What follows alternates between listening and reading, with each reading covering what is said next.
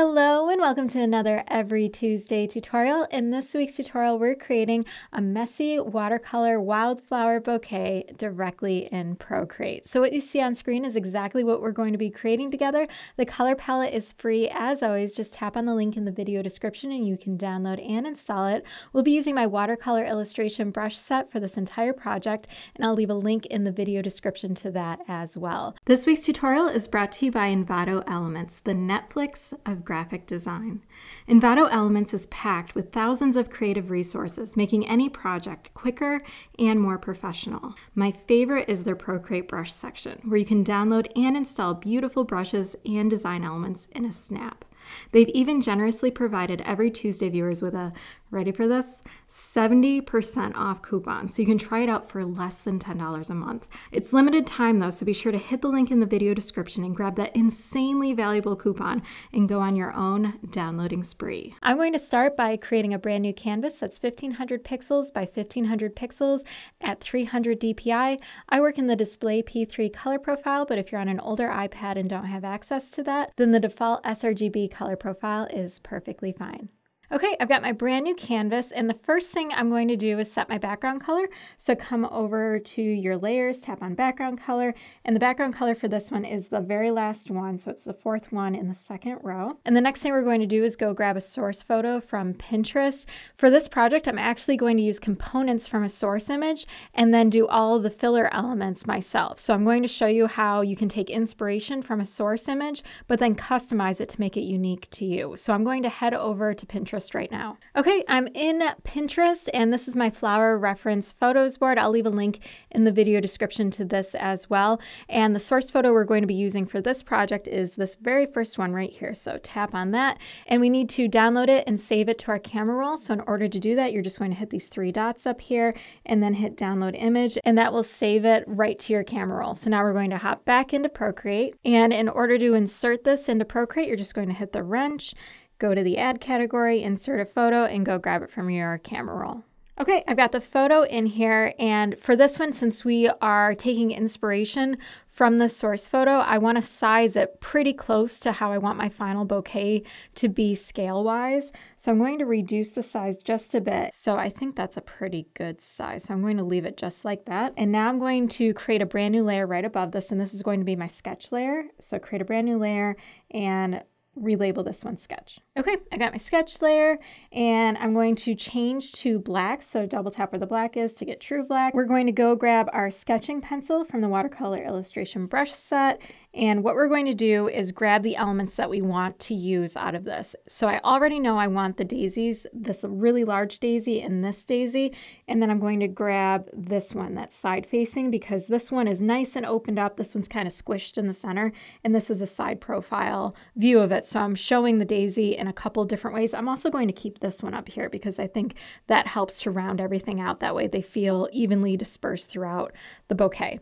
So I'm first going to just trace these so I have the contours of these, and then we'll paint them in afterwards.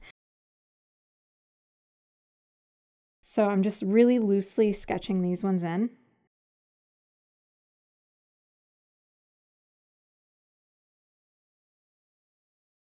So I have these flowers drawn in and I can put in the little leaves that are near the petals up here, but you'll notice that I am not drawing in the stems of these because the stems, if you start drawing too many of them, then it can get really confusing for the viewer to understand what's going on in your bouquet. You want all the focus to be on the flowers, not just all the stems coming from the flowers.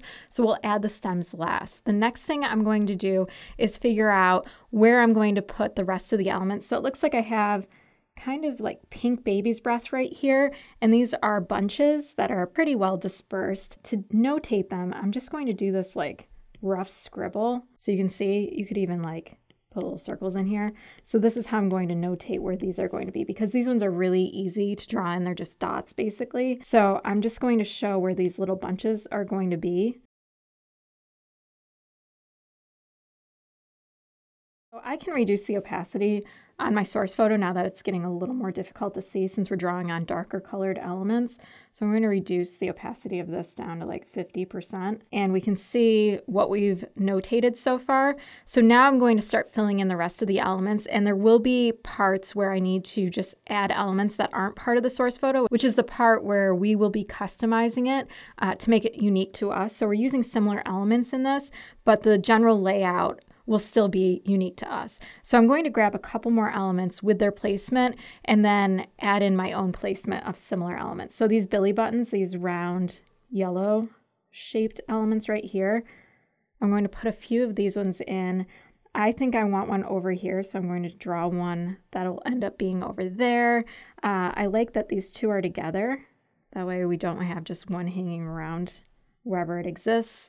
And the next one will be the lavender. I like that they're coming up like this. So I've got some right in the center of the bouquet and then some that extend all the way up at the top.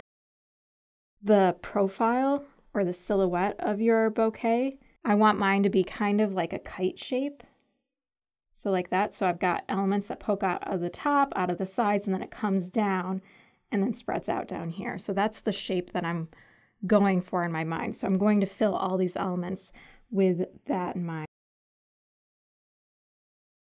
I think I could add some extra baby's breath maybe over here to fill this in a little bit more. Now we're going to add in our thistles, which are these big green elements. So I do like that I've got some poking out of the top. That way I can keep with that shape that I want.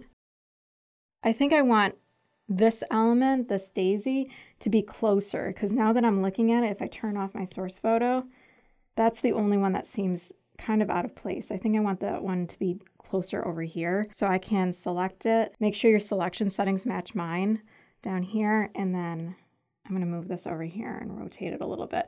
This sketch layer is where all the planning and figuring everything out happens. Everything feels like it's kind of leaning to the left right now, so I can easily change that by just grabbing some of these elements. And it's totally fine that this is rough because we haven't started painting anything yet. And I'm just going to move it so it feels a little more centered with everything. So this is that part of customizing it to fit your own needs. So I'm going to add in a little bit more lavender, I think. And I think that's good. Okay, so now we can draw in our stems. So I'm just loosely connecting some of these. And now they're all going to come straight down, and we're going to tie it like right around here. So they all need to come here first, and then they need to fan out. Okay, now I can center my sketch layer. And I like how that looks. So now we're ready to start painting. So what we're going to do is create a brand new layer, and we'll label this one Daisies. And we're going to start with our white color, and we're going to use our medium paint round brush and just come in here and paint in those petals. And this brush has that pressure sensitivity, so you can start with a little pressure and then go into lots of pressure and make those petals really easily.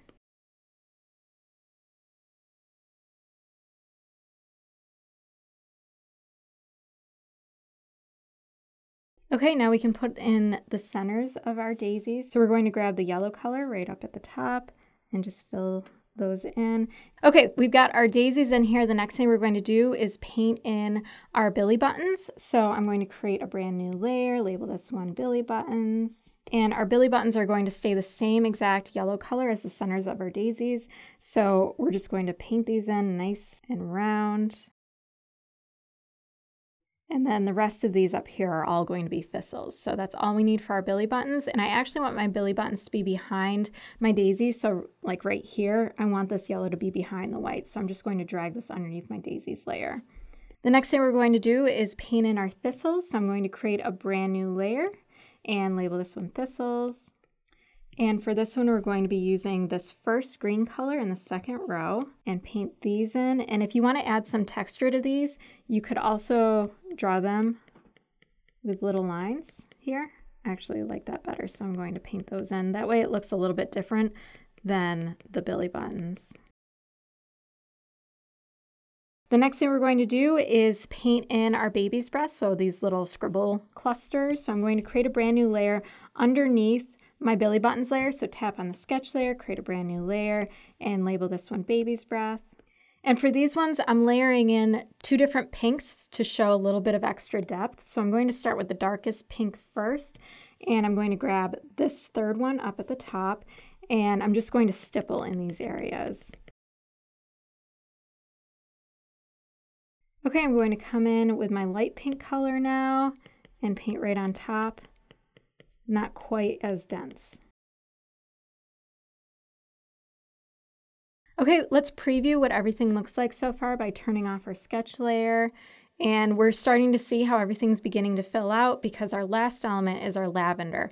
So we're going to create a brand new layer right above the sketch layer, so the lavender will be behind everything. So create a brand new layer, label this one lavender, and we're going to grab our purple for this, turn your sketch layer back on, and wherever these lines are, you're going to put a line up at the top and then lines on the side going down. If you want to reduce the opacity of your sketch layer, that could probably be pretty helpful. I'm going to come down to 50% here so I can see my darker color better on top of the black.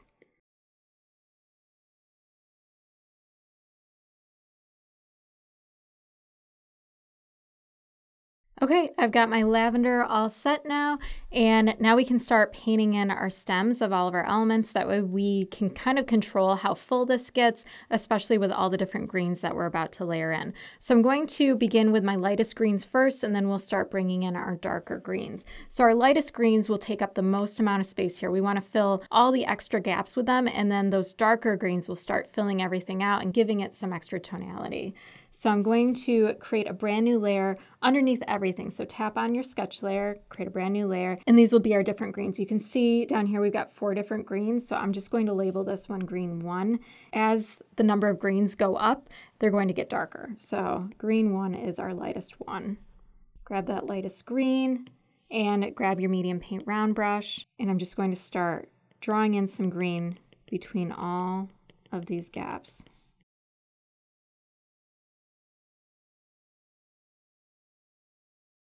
Okay, let's turn off our sketch layer now. We don't really need it anymore. So I'm going to create a brand new layer, label this one green 2, and we'll grab our next green, which is the first one. And I'm not going to put as many of these green lines in, but I'm still going to have quite a few of this one.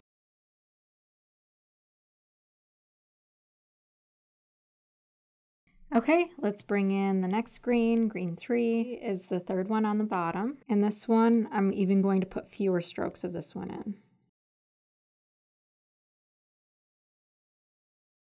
Okay, last green, green 4.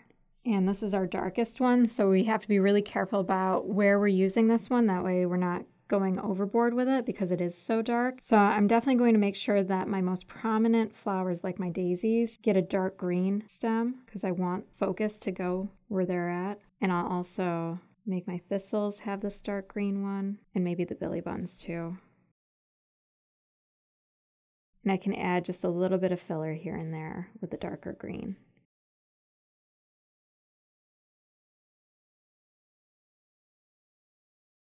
Okay, now we need to tie up our little bouquet of wildflowers. So I'm going to create a brand new layer right above my green 4 layer and just call this one twine. I'm going to grab my brown color, which is the third one on the second row. I'm going to grab my sketching pencil brush because I love the texture of this. And we're just going to draw a few lines to show that this is all tied up. And then we'll draw in some loops to show that it is tied. Some loose string. So one thing I like to do is add in some messy effects to this, and you can do this without having to smudge your completed bouquet. That way you don't ruin anything while you're smudging it, and you can control how messy it gets. So I really love this technique. So we're going to come all the way up at the top and create a brand new layer and just call this one messy. And we're going to choose a few elements where we're going to add a bit of messiness to them. I am going to grab that green color first and switch to the dense wash brush. And the size of the dense wash brush is about 10%. I'm just going to come over behind one of these and add a little messiness. It's really easy to go overboard on this, so zoom out from time to time and make sure it's a controlled amount. So the next place I want to add this messiness is to the baby's breath. So I'm going to grab my darker pink color and do the same thing. I'm just painting right on top of these. And it'll also fill in any gaps in the baby's breath. Let's add some where the lavender is. You don't have to do every bit of lavender. I'm going to reduce the size of this down to 6%. So I'm just going to grab a few here and there to add that messiness. And then the last place is going to be the belly buttons. So grab the yellow. And if you want to add a little bit of extra to the stems, because we have a lot going on up here, it can balance it out really nicely if we add some to the stems as well. So I'm going to grab a couple of my greens and just paint in a few messy areas. And you'll notice I'm keeping all of this on one layer. You can definitely split up the different colors on different layers, but because I'm making this pretty random and on the spot, I like keeping it all on one layer. And I can always erase or start over because these are really simple little details that we're adding in here. The next thing we're going to do is add in some paint splatter. So create a brand new layer right above your messy layer, label this one splatter, and we're going to grab our dark green color that we used for our thistles and switch to the rounded splatter brush. And we're just going to put just a few dots here and there. The size of my brush is 5%. And let's switch colors. I'm going to grab the purple one next. It's also very easy to go overboard with these. We're going to grab the white. So I like grabbing just a few different colors. You don't have to grab all the colors in your bouquet. I'm going to add in some brown splatter near the tie though. That way I've got some down here instead of just around the top. And then we're going to add in some hand lettering. This is totally optional. You can add in typable text if you'd like. I'm going to add in some lettering up at the very top. And I'm going to use my darkest green that we used for some of the stems on this. So it's the second one at the bottom. I'm going to switch to my round liner brush. I have a tendency to write uphill, so I usually like turning on my guides for when I'm writing something out. So just go to the wrench, canvas, and then toggle on drawing guide, and I just leave it on the default. That way at least I've got a baseline as I'm writing.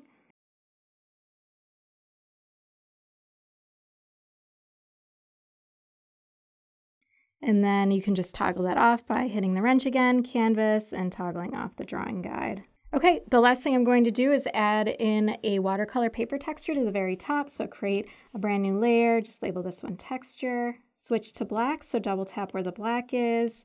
And I'm going to grab the fine tooth paper texture down here at the bottom, zoom out from your canvas, and then paint with one stroke all the way across your canvas so it fills in with that texture. And then you can see that texture right there. And I like changing the blend mode to multiply just so it blends more seamlessly with everything that's underneath it. And we can take another look around all the different flowers. It looks like they're actually painted on watercolor paper now. So that's how to create a messy watercolor wildflower bouquet directly in Procreate. If you are interested in learning more about digital painting with watercolor florals in Procreate, I actually have an entire class on that, and I will leave a link on screen and in the video description. Once again, links to everything mentioned in this tutorial, including the source photo, the free color palette, and the brush set we used, are also all in the video description. If you enjoyed this tutorial, please hit the like button, subscribe, and don't forget to hit the bell icon so you can be notified of new tutorials just like this one in the future. For more Procreate tutorials and freebies, head on over to my site, every-tuesday.com. You can also find me over on Instagram. My handle is everytuesday. If you try this out and post it there, I would love it if you tag me. Thanks so much for watching, and I will see you next week.